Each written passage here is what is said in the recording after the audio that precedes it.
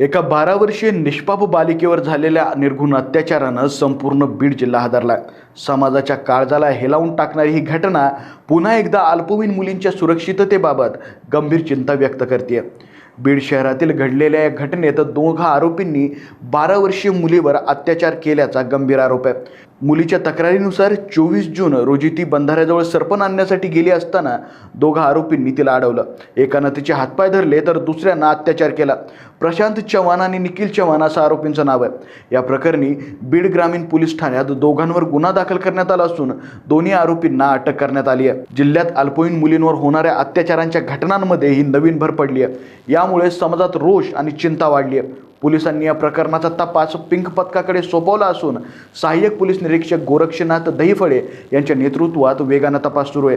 पीडित मुलगी आणि तिच्या कुटुंबियांना सुरक्षा आणि मदत पुरवण्याचं आश्वासन देण्यात आलं आहे। अशा घटनांमुळे ग्रामीण भागात मुलींच्या सुरक्षिततेबाबत गंभीर चिंता व्यक्त केली जाते।